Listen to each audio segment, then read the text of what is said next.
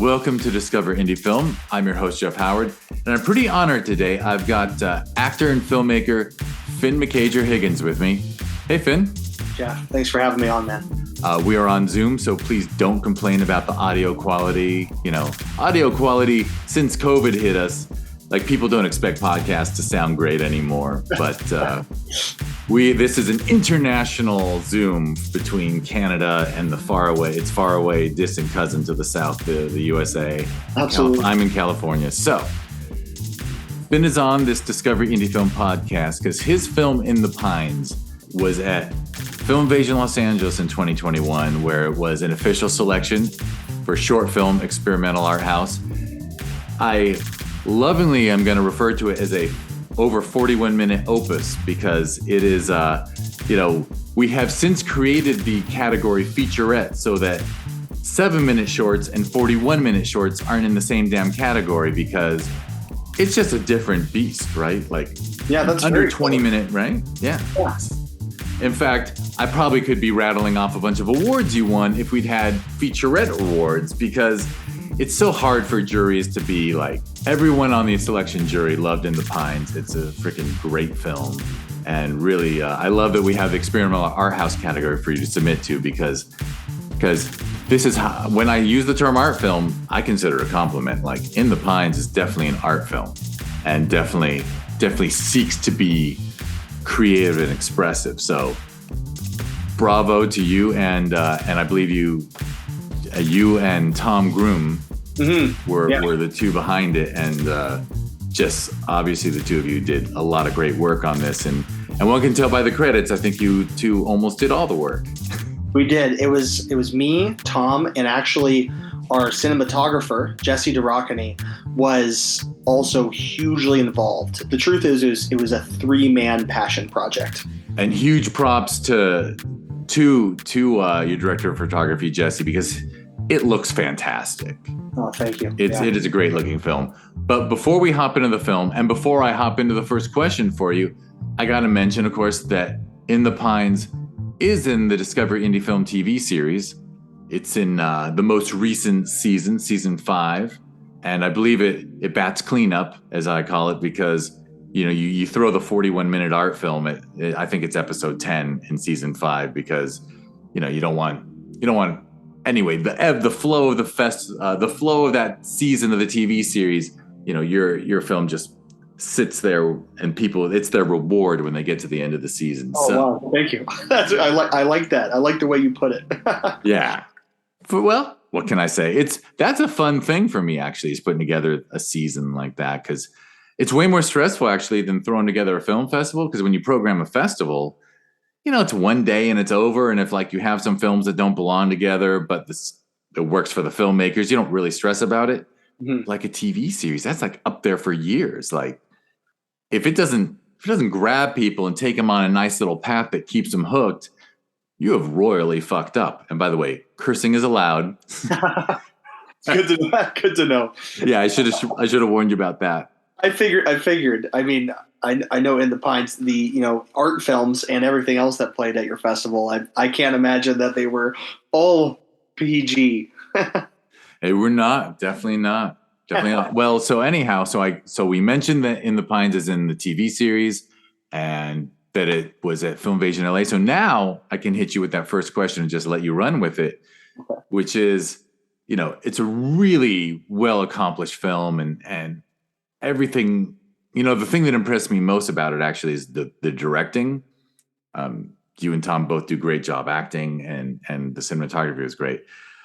But I mean, it's such a mature film as far as the filmmaking that I'm curious where you come from, what inspired you to get into acting and directing. And so feel free to start at like age 3 if you need to, or whenever you were first inspired by film. Okay. I was under 10 years old. I was young. Let's say 8. Let's say I was 8 years old. And quick bit of context. I'm originally from the U.S. Hey, native. Yeah, I'm a Native American. Where in the U.S.? Native to the U.S. What city in the U.S.? I was born in Alabama, but I'm really from Oklahoma. I spent most of my life in the U.S. in Oklahoma, all the way from, geez, 5 to 19. When I was 19, I moved to Winnipeg, and that's important context because in this story, I was not in Oklahoma, but in Ohio. Grandma's from Ohio. I was in my grandma's basement in which she had a VCR player and just drawer after drawer of VHS tapes. My God, do I miss VHS tapes. Are they practical? Perhaps not, but there is something special about being able to feel and having that weight and that what you hear right when you shake it, which might explain a little bit of the love in the film itself of the. Now they're not VHS tapes, but they're cassette tapes, and there's parts. I remember when Tom was sound designing it, getting that very specific shaking sound. So I'm realizing as I'm saying this, it might have been a subconscious thing. For sure, and I'm just going to back you up. I think the other amazing thing about VHS and a library, like to have a library of VHS to pull from, is the thickness of the spine. Like when you look at a bunch of VHS tapes on a bookshelf or in a box, you see font, you see like their style, like they express something about the film, whether it's drama, comedy. You can tell horror right from the. But you switch to DVDs, and that spine is so narrow it says nothing. That is such an interesting point. I mean, there's almost nothing more beautiful to me than just a row of VHS tapes on a shelf. And now I know why. I mean, it's like having nice thick paperback or hardcover novels. Yeah. And even though that video store, I guess by the time I'm 80, I will be telling the grandkids that for about 7 years or about 12 years, there's a thing called VHS that ruled the world. But I guess it's a really brief period. It just so happens to be the period I grew up in that they just started. I remember when like every video store in LA was like an independent video store. And then eventually there was like a chain of 5 and then a chain of 10. And then eventually Blockbuster put everyone out of business. And then Netflix put them out of business. Yeah. Yeah. Darwinism, unfortunately. Yeah, I'm with you on VHS. So your grandmother had a basement that was like a movie library. Drawers full of it. And one of her favorite films was Pulp Fiction. I'd never seen Pulp Fiction. I was pretty young. I mean, I would say it's a fairly, adult film. And my dad was like, don't let him watch Pulp Fiction. Don't let him watch Pulp Fiction. Because he knew how much she loved it. And she was like, oh, yeah. Anyways, he left and she's like, we're watching this damn movie. It's amazing. You're going to love it. She's like, screw your dad. We're going to watch this movie. And your dad is her son? Yes. So I am required now to speak on behalf of anyone and everyone listening that your grandma's amazingly cool because besides the fact that she has the movie library and willing to defy her son, which I think that's the joy of being a grandparent is like ignoring your kid, but that I don't think a lot of people can put the words grandma and Pulp Fiction in the same sentence. Yeah, and she loves it. And just while we're talking about why my grandma's cool, I have to slip this in. She has the coolest name in the world. I've never met anyone else with this name, and if you Google this name, she is the person who comes up. Her name is Dewandia. Dewandia. Go ahead, spell it. Dewandia. It's lowercase, it's capital D, lowercase e, capital W, that kind of thing. Wow, is that like some European? She's from the South originally. From the South. I believe it's I don't know. But could be Belgium, could be Scandinavia, could be any clue where in Europe your family came from? Well, I'm Irish. I have a lot of Scotch Irish. So that's a really dumb question to ask someone whose name is Finn McCager Higgins. Yeah, you know what? She was the one who insisted actually on my middle name, McCager, which is something I hold near and dear. If not only she picked it, and because I think it sounds cool, and it has the word cage in it. And I wrestled for a long time, and I've also had cage fights, MMA fights, and so it felt very fitting. And I mention that because that's obviously a through line in the movie is the character being a wrestler, being a combat athlete. So anyways, we're in her basement. jumping back here, and we watch Pulp Fiction, and as I'm watching it, and it's just the coolest fucking movie ever. I mean, that's how I describe Pulp Fiction to people. It's why is it so good? I don't know. It's just the fucking coolest movie of all time, and it's blowing my mind. And I realized, holy shit, movies are amazing. I want to make movies one day. I want to make movies. I want to be in movies. This is incredible. So I had my first informal film education in DeWandia's basement. That is a wonderful story, and with the kind of film that makes you realize that people can do anything with this medium. You know, you grow up, and the films we tend to show kids are pretty limited, right? You just fairy tales and this and that, and then, man, she threw in a film with a beautiful 4-minute speech about sticking a gold watch up your ass. She did. And I'm not even bringing up the GIMP. Yep, that's right. Oh, I mean, and that was I have to say, my favorite sequence.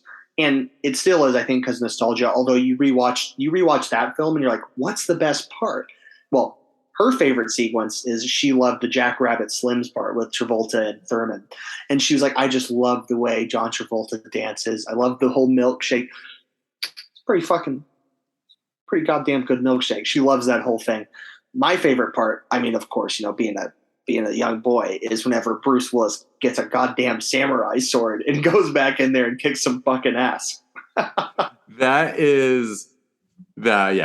was people of all ages when he's just looking around that pawn shop and he pulls out the samurai sword to go back into the, I guess you would call it the basement. Yeah. Goddamn. The basement.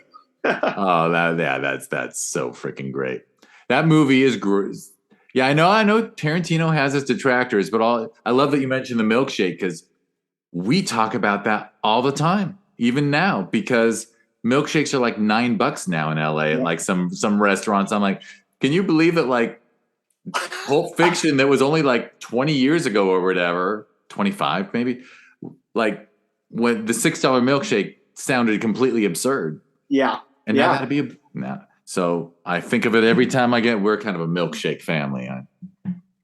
Fuck, everyone likes a good milkshake. And you know what? If it's good enough, I'll pay $5, $6, $10 for a milkshake. For sure. Peanut butter, banana, Nutella. That's my recommendation. Oh, holy shit. All right. That's a good recommendation. I'll keep it for sure. All right. So you fell in love with cinema when your grandma totally blew your mind with Pulp Fiction, as well as, I'm sure, if she loved that film, I'm sure her library was great. Oh, many amazing films. That's really where it just started to expand my mind. I'm going to jump a lot here. And I'm going to speak actually on Tom's behalf. And now I don't obviously have I can't tell his personal story, but I do know Tom's dad is a movie buff. And anytime I borrow a movie, I borrow it from them. Not VHSs anymore, as it's DVDs, but anything I want, I go over there, massive library. So that was Tom's movie education. He also grew up with a family member who loves cinema. And so he has that, in a way, similar type of upbringing. And then I end up going to the University of Winnipeg and doing the theater and film program. We meet Jesse as well. And around that time, it's funny how at different phases in your life, I feel like people gravitate to certain filmmakers. When I was younger, I was like, whoa, Tarantino, like that's the film that blew my mind. For whatever reason, around the same time, I don't know how many years ago that would have been, maybe 6 years ago, when I first started in university, David Lynch I was obsessed with David Lynch. I knew you were going to say that name. Obviously, In the Pines is again, it's a compliment, is Lynchian. That's good to hear. That's excellent. And who, if you don't get into David Lynch while you're at university, there's something wrong with you, in my opinion. Yeah, you're right. You know what? That is, many film students get into David Lynch around that time. Oh man, his films are unbelievable. Blue Velvet, I think, in particular, and Frank are just blew my mind. I think Blue Velvet is that perfect sweet spot with the visuals and the storytelling and the awkwardness and And honestly, yeah, it hits a sweet spot. Sometimes, he couldn't do the same thing over and over. Like, I love it when he throws in the humor, Yeah, yeah, but you know, when you got Nick Cage doing Elvis, like it's not the same impact yes. as Isabella's Rossellini, naked and desperately shouting. I mean, Or Dennis Hopper huffing the oxygen. right? He's probably my favorite movie villain. Frank Booth is probably my favorite movie villain of all time. How could he not be? And you think it's oxygen Or maybe it's some kind of drug. I don't know. nitrous? Yeah, it could be nitrous. Oh, nitrous. There you go. It's something that's making him fucking crazy. Oh my god. Yeah, yeah. No, since we can say anything we want, this podcast listed as explicit. I have to resist from saying the line "Mommy, baby wants to fuck" because Yes. because my wife she's like, that's just no, don't say that. That doesn't work. Oh my god! And when he does it for the first time, Mom, you're like, holy shit! This guy's just something else. Like I feel like now our generation has the Heath Ledger's Joker. Like when I think of recent, very iconic movie villain performance, that's where my head goes. And obviously more recently with other things, but around that time, I can't imagine what it was like seeing that at that time. Because when I got to see Frank Booth, Dennis Hopper's Frank Booth for the first time, I already had seen Heath Ledger's The Joker and other but I still was blown away by that. I was like, this is apparently, this may be totally just hearsay, but Dennis Hopper told David Lynch, he's like, David, you have to cast me as Frank. He's like, why? I am Frank. that was in.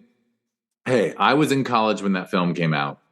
I saw it in a theater on campus because man, there was this beautiful. I don't know if they still do it, but back then, when like an art house cinema type film would come out, it would also tour campuses. So I saw that film my freshman year of college in the theater on campus, and all the press for it, like in Rolling Stone. Yeah, Dennis Hopper was like, I told David he doesn't even have to direct me because I am Frank. Like I know exactly who this is.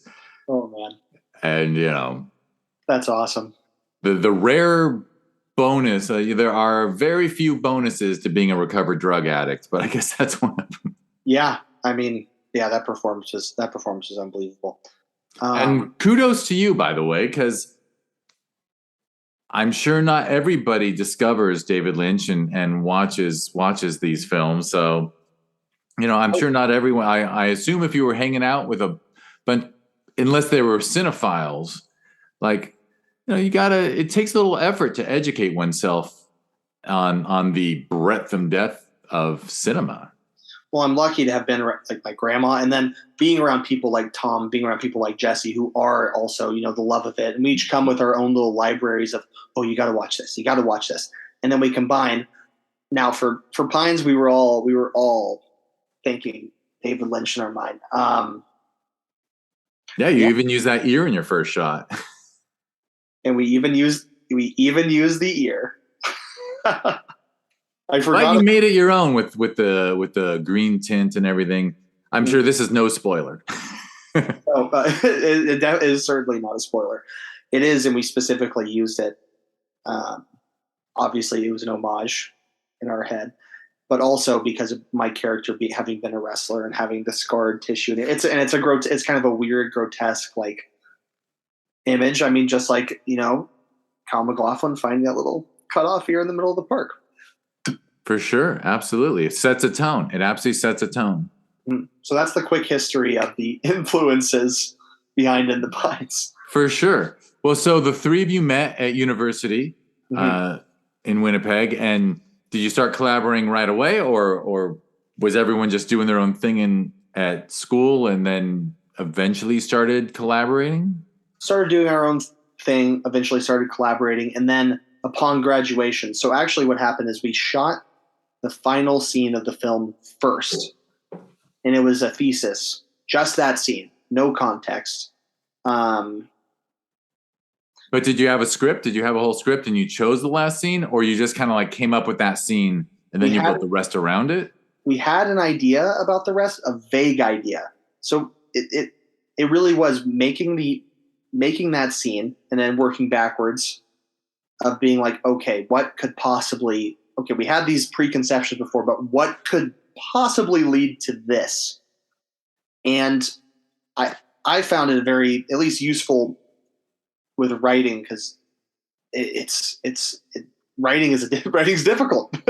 To put it unromantically, writing's difficult. So to have already that destination, then it almost be this problem solving of like, okay, what would lead to this, and then would lead to this. Now, some of these things we already had an inkling of, but to actually make them work together. Excellent. Okay, so that was senior thesis, you said. Senior thesis was the last scene, and then we completed everything else upon graduation together.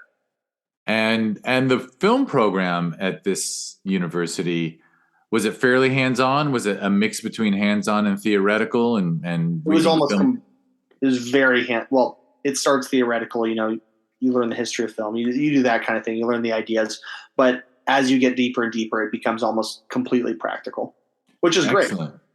Random question: did the thesis get to count for all three of you? No, it only counted for me.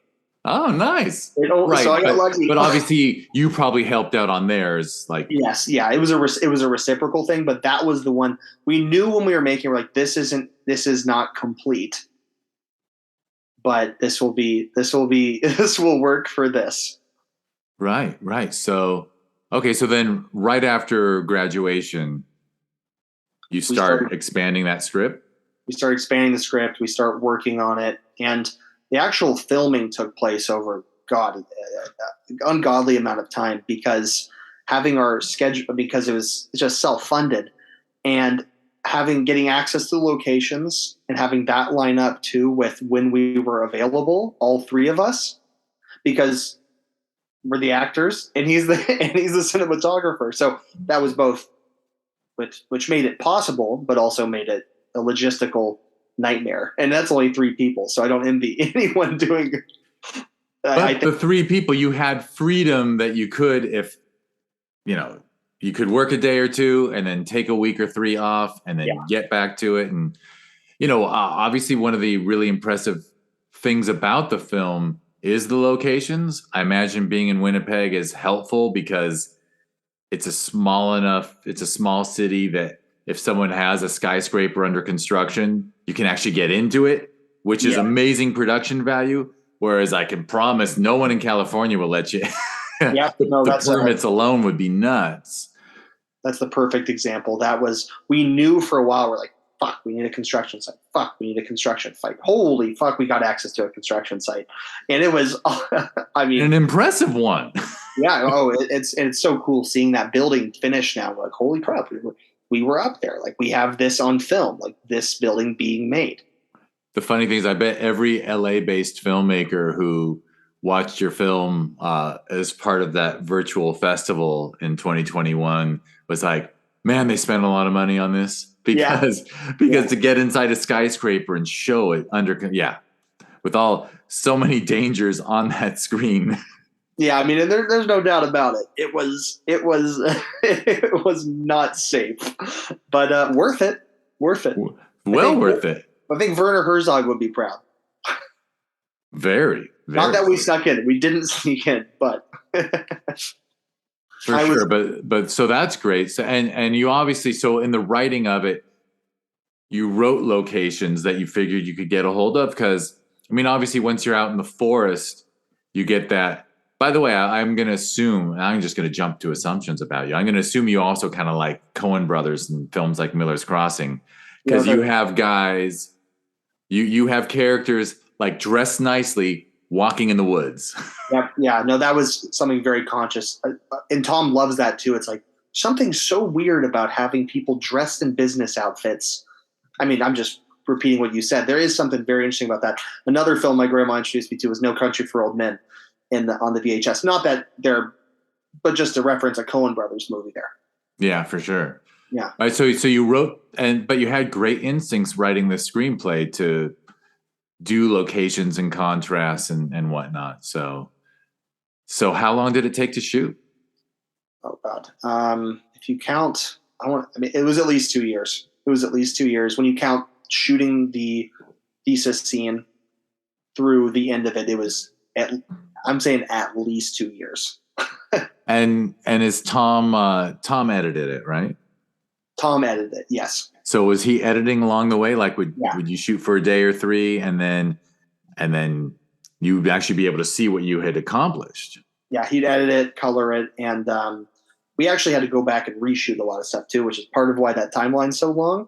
Because we'd shoot something and that that doesn't work. Oh, now we're missing this. Oh, this and this. It was written on a macro level, but so many of the smaller decisions were made along the way in editing. I mean, I've heard that this. I think everyone will agree with this, that editing is the final rewrite, and we were doing the rewrites during the final rewrites. And I've said this before, but I think there's this really kind of beautiful thing that happens when someone makes a film in that style, where it is a small, dedicated team doing it over a long period of time, because you're seeing what works in the script with your actors, with you, with your DP. You're seeing the finished product almost before you're finished. So you're able to do, like you're saying, you're able to do rewrites that bring out the strengths in the characters, bring out the strengths in the performances. I'm sure there's something special. I feel I actually often like wave my pom poms and become a cheerleader for that kind of production, because special shit comes out of that. Yeah, I think so. I think you put it perfectly as to why that works. And now that you're mentioning it, it makes me nostalgic. It makes me want to do something like it's fun. I'm saying it makes me want to do something like it again, which is hilarious because when we all finish, we're like, God, we're never making a film like that again. That's right. Next time we're raising enough money that we can shoot for 2 to 3 solid weeks and then be done, because that is preferential. Also, you only get like one shot to make a movie like that. Like when you're young enough to not be annoyed by it. Like now, a couple years later, you're probably like, yeah, no, I got too much going on in life to like. Exactly. But it was a blessing to have. I mean, and I think back so fondly, like not only did the locations they look cool in the film, they had production value, but just going to them. And that's the freaking beauty of making films, is that it's the making of them. That's the great part. Like getting to be in getting to have a purpose to go to these places. It's like, oh, I have a purpose to be on top of this skyscraper, and I have a purpose to go in this forest or this weird hotel, like where they have the weird faces on the walls, places that I wouldn't go otherwise. But it's like a, you know what it feels like? It feels like a treasure hunt. When you make a film, and especially in the manner you're describing, over time and having to figure out the locations yourself because you can't pay for them, you're on this treasure hunt. And then when you finally get one of these places, so we were actually shooting in the woods, in this, it's a few hours outside Winnipeg, and there was a hotel nearby that we were staying in. And while we were in the hotel, we explored and we saw the pool area with all the faces on the walls.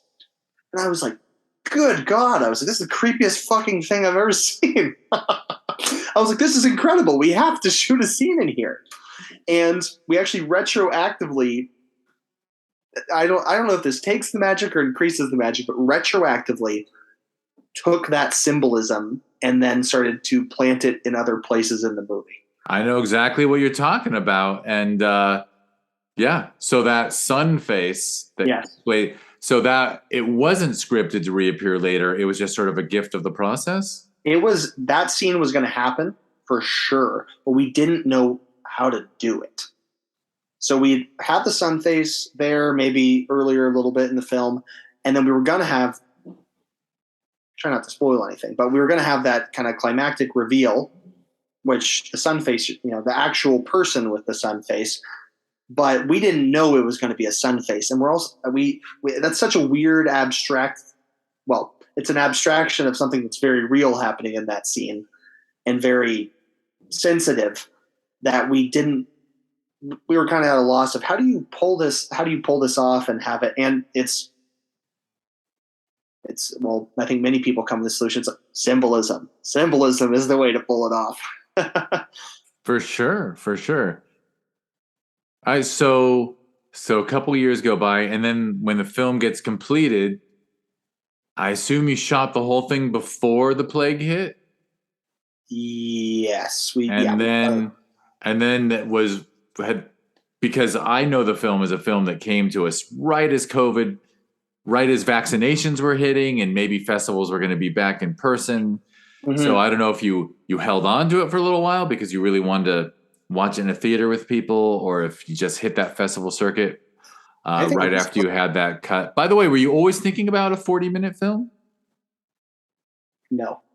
No, 40 minutes, and we would have loved to have been like, let's make a feature. Let's make a feature. But as we were, what fill in the blank filmmaking, let's call it. As we're doing this fill in the blank filmmaking, it hit 40 minutes, and we go, oh, there's no more blanks. This is a weird length, but it's the right length. Yeah, especially for that story. Mhm. Yeah. All right. So you just came to it naturally. Yeah, we came to it naturally, and there's definitely a feeling of, oh, we should cut some off. Oh, we should add more. And but just as we said, with the whole process was we need to add more because it needs this. We need to take some off. We'd already done all that. So by the time it was done, it was just like putting the last puzzle piece in. It's like, um, and I didn't even know the term featurette existed at that point. I was just like, we have the world's longest goddamn short film. I was like, this is a festival nightmare. But we kind of all agreed from the beginning. We're like, we're not going to compromise this. This is our thing. I mean, you become so attached to it, especially when you make a film like that. We go, it's going to be this weird length, and you know what? That will just add to the novelty. For sure. And I mean, obviously, I appreciate you saying the festival nightmare thing, but then COVID hits, and you know, before COVID, I don't know if we could have programmed it. It would have been a challenge, right, to have a 41-minute film. But when COVID hit, all of a sudden, damn, a virtual festival? You didn't have to care about running time. Oh, I hadn't even thought of it, but you're right. That was a silver lining of COVID for us is that all these festivals went virtual. That's a pretty incredible observation. Well, I mean, just because I personally like saw this, I saw this film and I'm like, oh man, this film is good. And if it and there was I don't remember the odds of us getting back in that theater. The rules down in Los Angeles were just changing, but when I knew for sure we weren't going to be in the theater, I was like, okay, good. Then we can include every good film, Totally. regardless of length, right? So That's cool. yeah, it worked out. And now apparently we're forced to stay hybrid, so it's kind of lasting. So Nice. That's the best of both worlds. yeah, except it breaks my heart that filmmakers perceive a difference between being an official selection screened at the theater and being an official selection virtual only. Mm. It's honestly just logistics. It's not about quality, but And it's I'll say this: In the Pines, I think, is a film better enjoyed in your dark little room alone on a laptop. Maybe that's the best way to watch it. well, have you gotten to see it I, in a theater? I got to see it. I did get to see it in the theater once. As another festival in LA, and don't get me wrong, very cool to see it in the theater. But it almost felt like I'm jumping here. I'm jumping. I see a lot of movies in theaters, and so many of them. I'm like, okay, I think I can enjoy this just as well at home. I recently saw, no spoilers. Don't worry, people. No spoilers. I just saw Nope, and fantastic fucking movie. Holy shit! It's like no spoilers. It feels like Jordan Peele doing Spielberg. I will stop there because my God, you expect nothing. But as I'm watching it, I go, and I saw it in IMAX. I remember the film being advertised in IMAX, and I thought to myself, I was like, a Jordan Peele movie in IMAX, like, get out. That's not an IMAX movie. That's not really an IMAX movie. I love both those films, not IMAX, not really IMAX movies. Holy shit, this movie! I was like, okay, I'm glad I saw this in theaters, and I'm glad I saw this in IMAX. That was a movie you got to see it on the big screen. Other films, maybe Blue Velvet, the best way to enjoy it is on a campus at a little art theater. And then maybe smaller Eraserhead by David Lynch. There's definitely it can be enjoyed incredibly well in a little art theater, a big theater, but there's also a unique, and Lynch I do not think would agree with this, but there's also a place for someone just huddled up in a corner, hunched over, watching it on their little phone, because it's such a personal experience. Interesting. And I'm going to be an amateur psychologist and wonder if also your embrace of smaller scale viewing comes from the VHS love, right? Because screens weren't huge back then. You're right. Lord knows also VHS was guilty of that pan and scan shit where they would take a wide aspect ratio and just chop off the edges and drive filmmakers completely mad by like panning within but it was still like there is something to that small intimate viewing experience for sure. I'm sure In the Pines is superb on a big screen in a theater. Yes, we would definitely argue it's better. The cinematography. Yeah. But I've actually only seen it on I think the biggest screen I saw it on was like a 55-inch TV. That's more than big enough. Yeah. When I watch my own film, when I revisit, I watch it on my iPhone. Do you? See, that's a generational thing. I got a 14-year-old, and the 14-year-old will sit in the room with the 55-inch TV and watch Netflix on her phone. And I'm like, what is wrong here? Okay, that's fair. Now, I'm in a little apartment right now that doesn't have a TV. So I will say this. I've watched little short horror films, whether it's on Vimeo or YouTube. And when I watch them on my phone, just in my bedroom, not that Pine's a horror film, but just this is my argument for the watching on phones. You watch them in your bedroom on your phone. There's something about when you watch something on a big screen, it stays within the screen because it's safe. It covers all this space. You're like, I'm watching it. It's scarier in the moment because it's covering all this space, but I also know it stays in there. When you watch something scary on your phone and you're in your bedroom, your vision is like, it's like you have this little thing in front of you, but you can see the background of your room becomes part of it too, because your eyes can see around it, right? And my God, intentional or not, it can really elevate how creepy certain things are. That's interesting. And I'm gonna add another, maybe I should be more open to this, because what is the surefire way to kill a movie, especially a horror film? Have it on a bigger screen and then have your phone next to you lighting up with messages and shit. So if you're on YouTube or Vimeo or Netflix, whatever you are, if your phone is playing the video and you can't leave, it actually forces you to pay better attention. That's actually, you know what? I think that's a bigger point than what I just made. I think that's it. I think that's why. It's because your phone is now the viewing device and you don't have the escapism from the horror of text message, this, that.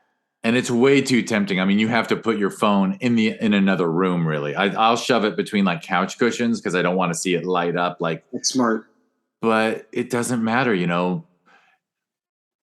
mom calls, someone texts. Like, it's impossible to give complete focus now, I think. Unless you go to the theater. And that is the beauty of the theater, is for the most part, it's not the size of the screen and the sound. There are things to be said about that. But it's just being able to go, I'm going to the theater. And people go, oh, you're going to the theater. Don't worry, I won't call you. Whenever I tell someone, like, I'm just watching a movie, they're just like, ding, ding, ding, ding, ding, ding, ding. But if I say go to the theater, like, go to the theater, turn my phone off for 3 hours, 2 hours, whatever it is, and you get to just – that's the magic of the theater. Is it's funny when you go somewhere, when you leave geographically, you leave, people go, oh, wow. Yeah. Okay, I'm going to take a step back here. And you need the rules. You need the theater rule. That is, if you whip out your phone, people 4 rows back see a bright light, you're being a huge asshole. Yep, you're right. And that's exactly it. You get the good peer pressure in the theater. Yeah, you need that. When peer pressure. So I'm glad to know you got to see it on a big screen once. But for you, I imagine the film it's been more than a year since you completed. Oh, Probably two. God, it might be more than that. It might be more than that. It's been a long time. It's been a long time since I revisited it. It's been probably at least a year since I even watching it, since I've revisited it at all, and since it's entered my mind. Excellent. All right. So, what have you been up to since, or is there anything else in the Pines world and festival run? And then you get a bizarre email from some festival programmer saying, "Hey, I got this podcast and TV series, and your film is perfect for it." Well, that actually was so cool, and you do such a great job keeping up with all the filmmakers and everything, and it gives the film more life, right? And I gotta say, it's an amazing opportunity to be able to talk about my film, especially with someone who's seen it and appreciates it. So it's sometimes these things keep giving back. Well, when you run into the right people, more and more than you ever thought. So like I said, I hadn't thought about my film in a year. Then you email me and I go, fuck yeah, I want to talk about my movie. For sure. So yeah. All right. So in the Pines, you got that behind you. Are you, what are you keeping yourself busy? By the way, I think your performance is great. I don't know if you see yourself equally as an actor and writer, director. It's a good segue. Okay. What's going? It's a great segue because recently I've really switched my focus to acting. I'm going to go back a bit. When I started, I saw that film in my grandma's basement. I want to make films. The other portion of my film education is I just was making my own films and I've always acted in them. And Pines was just the biggest and most recent one. I made, when I was in middle school, when I was in high school, I made these films.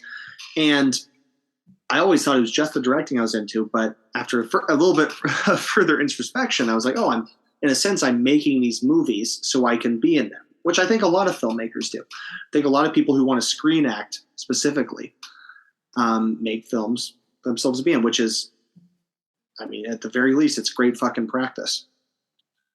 And I got very fortunate in this year. Winnipeg has been a growing hotspot for films. Small city. It's not LA. But for its size, there's quite a few productions that come through. And I got really lucky earlier this year. There was a film called Violent Night. It's the same people who did the film Nobody. Have you seen Nobody? I don't think so. Great action film. It's like, I would say my short pitch for it, it's like if John Wick retired. And it's played by Bob Odenkirk from Better Call Saul.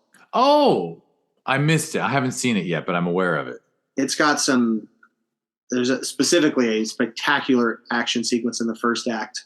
It's actually cut out, and you can find it on YouTube on Universal's page. But the bus fight. It's what you expect from those people. 87-11.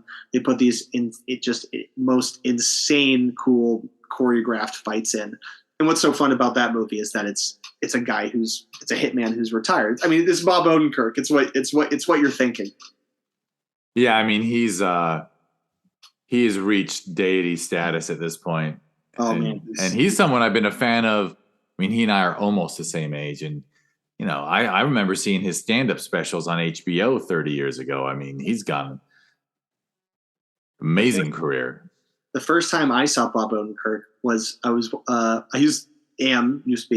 running, was a big fan of Tim and Eric's Awesome Show. Tim and Eric's Awesome Show, Great Job. Sorry, that's the full title. And he was on a few of the skits there. Like, this guy's hilarious. And then when he showed up in Breaking Bad, I was like, hey, he's the guy from Tim and Eric's Awesome Show. Oh, that's so funny. Did you ever dig deep and find the Mr. Show TV series? No, but I have heard of Mr. Show. Mr. Show is Bob Odenkirk and David Cross did their own sketch comedy show.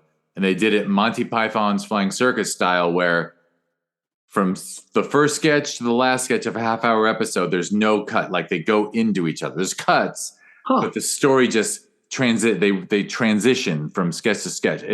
It was kind of like high art absurdist comedy. That sounds fucking awesome. I'm gonna check that out as soon as we're done with this. I'm pretty sure it's on Prime. It might be Netflix or Prime. They did some extra, and then they did that thing where 15 years later they came back and did 6 more shows. Oh wow! But yeah, check out Mr. Show. All Bob Odenkirk fans should check out Mr. Show. Okay, I will. and I'm a Bob Odenkirk fan. But where I was going with that is they made another film recently in Winnipeg, a Christmas action film that I'm actually not going to go into detail about because I don't. Oh, you know what? It's been announced. It's called Violent Night, and it's. I won't go into further detail about it because nothing's out yet. It'll be out this Christmas. Comes out in December, and I'm insanely excited for it because it's a super fun film, and I got to play one of the goons in it.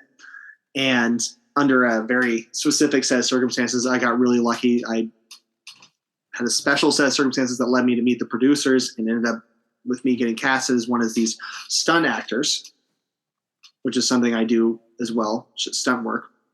And having been a wrestler, having been a fighter, it lends itself well to that physical side of things. And doing that role, small role, but it was enough to make me realize, like, oh man, I want to do more acting. I want to do more of this and that. And that was mostly a physical role, was mostly performing. I mean, that's what stunts are, which is jumping all over the place here, but that's what stunts are, which is something I didn't understand until I got into doing it. Is it's action performing, it's action acting, it's the physical side of things, but you're on camera, and that's an incredible feeling. And it was being reminded of, well, being on camera for Pines, incredible, and then being on camera for a big production like that, it's like, oh my god, this is the most fun thing in the world. I have to do more. I have to do more of this. And so I'm actually not in Winnipeg right now. I actually moved to Toronto a couple months ago, which is the hub in Canada, right? Toronto is basically where, I mean, with the exception of Vancouver, it is sort of the Hollywood of Canada. It's definitely one of them. Toronto and Vancouver, and then Montreal. Like, yeah, these three. Like, there's but most of it's out of Toronto, and then there's like, because Vancouver's used by American companies all the time, right? But and there's tons of so the productions. But the hub of the CBC is there, right? So I think so. Yeah, all these productions, I keep forgetting you're an American who's just like hanging out. Yeah. Yeah, I'm an adopted Canadian. Love Canada. I love the States too. Luckily, I'm going to be a dual citizen very soon, and having the freedom to go back and forth is going to be fantastic. As easy as travel can be. But yeah, so I moved to Toronto, and now I'm pursuing acting full tilt along with doing the stunt work simultaneously, and this is actually pretty cool. An actor from Toronto that I doubled last year on an action film. It was one of the Sniper films, Sniper sequels, who played the big, like, bad guy bruiser in it. I doubled him in it. And I contacted him, and he's been helping me with everything since, because I don't know how to navigate the acting world, and he's been doing it forever. So it's one of these stories where in a movie, it's like, there's an actor and he has a stunt double, and Once Upon a Time in Hollywood aside, you have that dynamic, and you have the whole doppelganger thing, and it ends up being some really weird, creepy, this guy's stealing this other guy's life. Luckily, the way this has turned out is actually we're just really good friends, and he's basically been mentoring me on how to further my acting career. That's fantastic. Everyone needs mentors. And am I wrong? Isn't John Wick, the whole John Wick series, sort of the culmination of Keanu Reeves's friendship with his stunt double in The Matrix? And then they just kept talking, and then I've heard that it's either a stunt double or the stunt coordinator of Matrix sort of went on to. They just went ahead and started pumping out scripts together, and they created John Wick, I think. I think there's definitely some truth in that. I don't know exactly who coordinated what, but I know that David Leitch and then Chad Stahelski, which I might be mispronouncing, they formed their own thing, being guys with just years of experience. And then I think through that I don't know this, through this relationship with Keanu Reeves, they had the opportunity to go, okay, what if, my feeling is, I have no idea. It's like, what if we, as two stunt coordinators and stunt performers who are just complete experts in action, made a movie, and then they made John Wick, and it blew everyone's fucking mind. And I think now we're actually seeing more of that. There's more stunt coordinators who are becoming directors, like Sam Hargrave.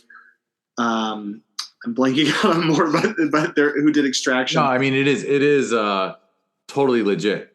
Mm-hmm. that for a stunt coordinator to step behind to move up away Yeah. from just stunts because yeah, effective stunt work is a key visual. Yeah, and I mean, in movies, every movie now feels is a, whether it's a superhero movie or a fantasy or this or that. You could put it more simply and say, well, they're all just fucking action movies. Yeah, absolutely. And the action As movie, far as the big blockbuster types go. yeah. And there are lots of films that aren't action movies, and I love them all, but the action movie is also probably the savior of cinema and the movie theater experience because that's the spectacle that people will pay extra to see on the IMAX. That's Whereas, a good point. The God, I can't even. But yeah, the next Coen brothers, or no, not Coen, but the next really heart wrenching drama out of France ain't going to make people go to the theater. No, it's not. I just want to do a quick interjection because I saw a video on exactly that. YouTube creator called The Nerd Writer, and he was talking about what movies should bring people back to the big screens with COVID and everything. Action is the obvious choice, but he talked about his opinion. There's something incredible about being able to see, like in a close up. I mean, not unlike how we are now, of a human face on that massive screen. Like how it's like Oz, right? It's like this giant human face, and on that size of screen, even more so being able to see, like whenever someone just twitches their mouth or that, it's like this gargantuan movement. My quick interjection on a interesting point I heard on dramas also being movies you need to see on big screens. For Contrary sure. to my argument, Especially if they're beautifully shot. Yeah, when I think I saw, now we're just talking movies instead of about your thing, but I remember seeing Call Me by Your Name in a local theater. Fantastic. And I was so grateful that I saw it in a theater instead of at home. That's a great fucking example too, because the last shots of that film when they're literally doing, they actually do the Call Me by Your Name exercise. And I believe it's a close up, slight low angle on Timothy Chalamet, and then on, oh my God, on Army Hammer. Army Hammer, yeah. And you see their massive faces filling up, and I fucking cried at that part. I couldn't believe it. That movie, oh, what a great movie. And that director, oh yeah. Sorry, I'm about to go on a rant. No, and you're reminding me. I think I heard a podcast, Mark Maron's podcast. I think it's John Hurt. John Hurt said to him that acting in film, you're just acting with your face. Like when you're a stage actor, it's about presence and how you move your body. And obviously moving your body and stuff kind of matters in film. Mm-hmm. But he just said acting on film is you have to act with your face. You just, because like you're saying, your face ends up 20 feet tall. Yeah. Exactly. For sure.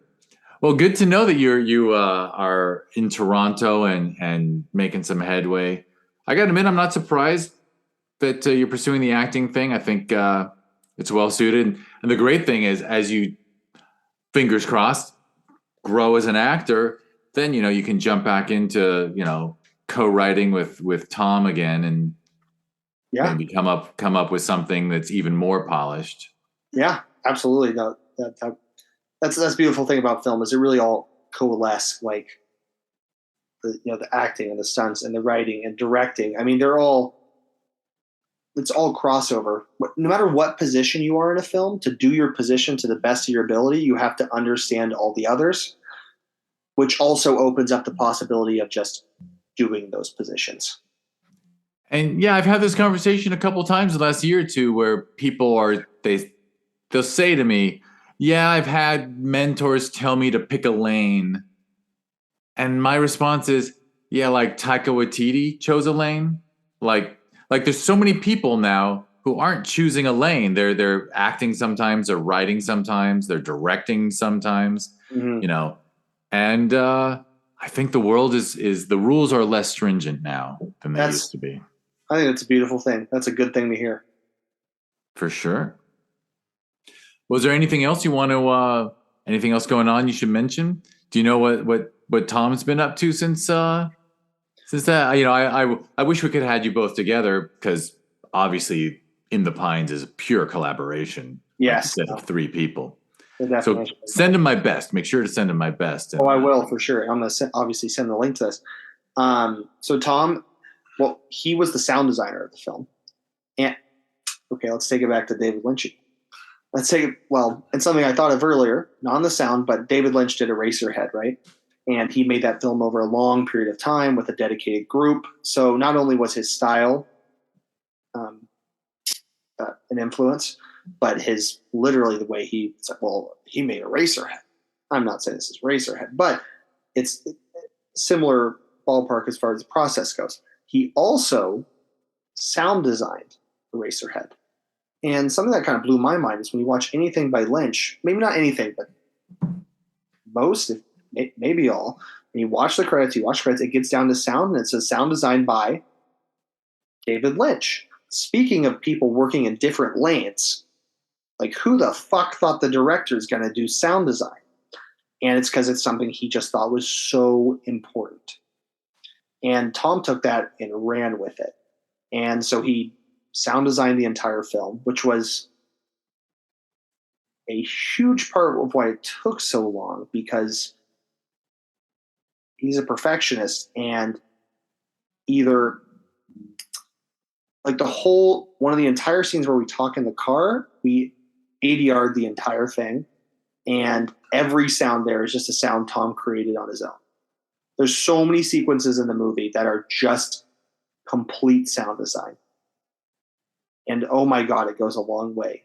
His argument, and other people have made this, and I think I agree with it, is if you have the option of you're going to view a film, and it can have pristine picture and bad sound, or fantastic sound and crappy picture, well, I'm going to take the one with the good sound.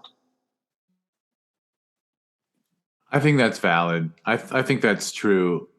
Because you can't tell when sound is bad, you just don't like the film.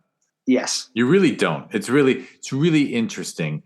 Whereas if there's something that's not right about the visuals, I mean, like when it just feels like guerrilla filmmaking. Yes. Like you can still appreciate it. If it's handheld and crappy and out of focus, you can still say to yourself, it's raw. Yeah. But if the audio is raw and you can't hear what people are saying well, or it's not setting the mood, and neither of us have talked about what it's like to watch a film on mute. I mean, The Exorcist would not be scary on mute. Absolutely not. Yeah. No, it's all sound. That makes so. Scary.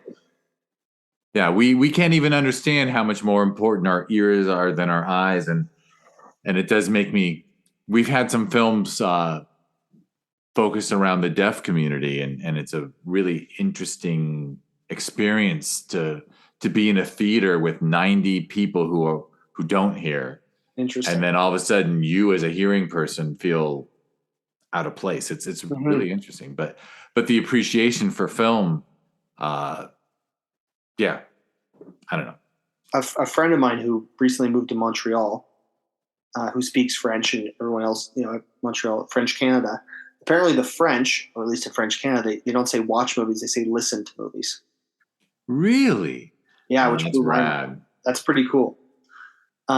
Which also reminds me, there's one other collaborator. He was only involved in the post production, but a good friend of mine, Ryan K. Parr, composed the entire original score. It's a completely original score. And that's the other thing. We talk about how important sound is. And I believe Ken Burns said this. Music is the crack cocaine. And oh my God, he's a very talented individual, and his score it made it work. It made it work. It does. And if your cinematography is good, and your sound is good, and your score is good, you're talking a movie. It's going a long goddamn way. It becomes a movie when you have that going together. Mm-hmm. Whereas if the music doesn't, if the score sucks, or it's, oh man, I shouldn't say this because it's going to insult a lot of people I like. But I despise when I have to watch. I watch over, like I watch like 1,500 films a year that are submitted to the festivals. And when the score is just like lightly touching a piano every once in a while, I'm like, come on, everyone does this. Stop. Just stop. Like it drives me nuts that it's just so beaten to death. Like you have score is absolutely where it shifts from like a little filmed a project you shot to a movie. Like score is it's magic. I think movie magic there's an argument that movie magic, if we had a definition, it would be whenever what's happening, the visuals happening on screen and the score line up in such a way. And that doesn't mean it has to be an original score. It can be, well, Quentin Tarantino is one of his great talents is mining these, what were previously maybe forgotten songs. And when we talk about movies, I feel like so much of what we talk about is, oh my God, remember that part? And then they're in the diner and then she says, nobody fucking move. And then it starts playing the fucking beach rock song. That's what we talk about. We talk about when these songs hit or the score hits or it rises, or you're watching Dunkirk and you hear, oh my God, I'm blanking out on this composer's name. Great composer. Yeah, his composer. Yeah, I actually think the score to Inception might be one of the best things I've ever heard. Well, that's what you remember. You remember the, and that's the well, what Ken Burns says, that's the emotional crack cocaine. I was watching Ken Burns' masterclass, and he was talking about how he will get it scored. I actually recently watched. I recommend everyone watch it. Whether you care about history or not, I did not watch it because I care about history, but I was interested in his style. Is the Vietnam War, which is one of his most recent that he released. And the composers are Trent Reznor and Atticus Ross. And holy fucking shit, the score is in goddamn sane.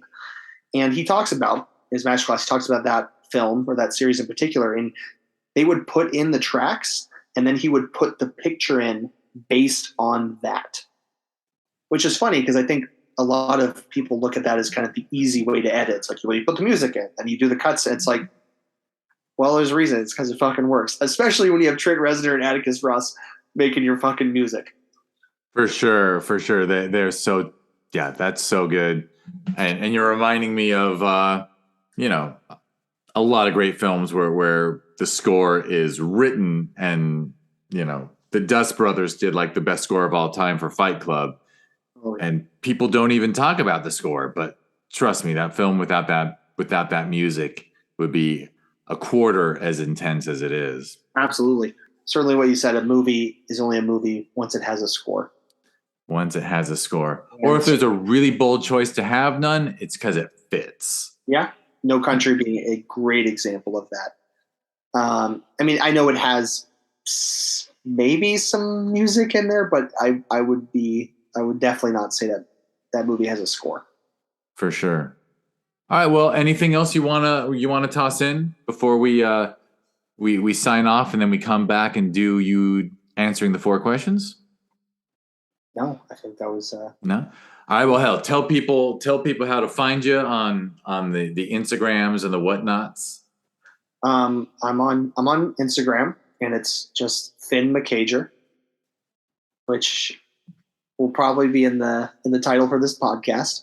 For sure. And it'll be in the body, like, in the whatever that you call it, the show notes, which is, I've finally gotten good at arranging. Right. And, is there an official In the Pines website or anything people should check out? There isn't. And there doesn't need to be. Because you know what? I'll just become the pitch man now. Because people should just go to discoverindiefilm.com, and at the top you can go to the TV series, or you can go straight to Amazon Prime Video if you're in the USA or the UK. Fucking hell, man, not in Canada right now. But third world country. Just kidding. I know. Well, wait till I tell you when, but I won't do it while we're recording your podcast. That should be about you. But if you wanna see Finn's film In the Pines, go to Amazon Prime Video, search for Discover Indie Film. I believe we're talking season 5, episode 10. Totally worth it. You can tell this is a passionate, involved, inspired person. And three passionate, involved, inspired people threw a couple years of their lives into making this film, and I recommend it. Especially you've heard it from Finn. If you dig Eraserhead, if you dug Blue Velvet, if you dig Coen Brothers, if you dig the same kind of cinema, this is a completely original, unique film that serves as an homage. Like, there's a big difference between homage and something else. I won't even throw out the negative terms, but it is funny because at our last festival in June in the theater, I walk out of the theater and I'm talking to somebody at the final mixer, and a filmmaker goes, "Oh my God, I love that film I saw yesterday. And that shot she did was so great. I wish I could steal it in my next film." And I looked at a young woman director, and I said, you know what? If everyone's doing, I'm forgetting the example now I use, but I think I said something like, you know what? If Fincher is throwing in shots from a Kubrick film just to do an homage, you can totally steal that shot from that filmmaker. It'll be a compliment. It's not lowering yourself as a director. Yeah. Yeah. No, I totally agree. That's what art is just you steal and you put it in the blender and then something new comes out.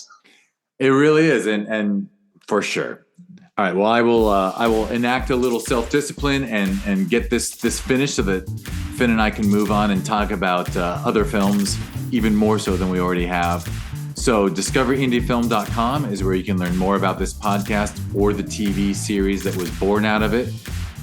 You know, I just kept talking to filmmakers, and I found out everyone making a feature ended up on streaming, and everyone who made a short kind of didn't. Talked to a bunch of filmmakers who had shorts and said, "You want to put them all together into a TV series?" They all said yes. So now we've got Discover Indie Film on Prime Video, and just keep checking it out. Actually, the next season, I've almost got all the films lined up for it. I'm just chasing down like the last 20 minutes. Because for some reason, I got to have 300 minutes for 10:30. So it averages 10 30-minute episodes, although obviously In the Pines went 41. So I probably went long on that season. But anyhow, and if you want to look it up on social media, it's at DIF Wins. DIF for Discover Indie Film. Wins because that was the name for the podcast that won when I realized I had to rename it. This was originally just Discover Film. And no one was using it, but then there was the Discover Film Awards in London that someone tipped me off to, and I'm like, well, this podcast is all about indie film anyway, so I just put the indie in there and made it more unique. So that was a fun history lesson. And In the Pines, I first got to see it because Finn submitted it to Film Invasion Los Angeles. That's a festival we hold every June here in LA. So you can learn about that at filminvasionla.com. And its sister festival that we have every November is the Sherman Oaks Film Festival, and you can learn about that at shermanoaksff.com, and it's at Sherman Oaks FF on social media. And for shits and giggles, I mentioned the last thing. Finn and I did not discuss this, but I have a third little fun project called THC Cinema, because weed's been legal for so long. It occurred to us on 420 to have a movie night at the same theater we use for the festivals. And so if you want to check out THC Cinema, go to thccinema.com or at THC Cinema. And I'm cooking up more ideas for this because I'm not a stoner per se, but I do enjoy the occasional edible after a stressful day. And damn, when you watch TV with some THC affecting your mind, it's a beautiful thing. And I kind of feel like I can tell you from the bottom of my heart, total honesty, I've seen In the Pines 3 times, always of a sober mind, and I just realized now that I should probably watch it high someday. I think it's a good idea. Because man, it's visual. It's for me, it's either got to be hilarious or beautifully visual to suit my THC needs. All right, well now I'm just rambling about shit that doesn't apply. So, oh, it applies. Finn McCager Higgins, thank you so much for taking the time, and thank you for submitting your film and having it be a part of the Discover Indie Film family of everything podcast, TV series, all wrapped up. Thanks, Jeff. It was fucking awesome to be on here. Thank you, and thank you everyone for listening.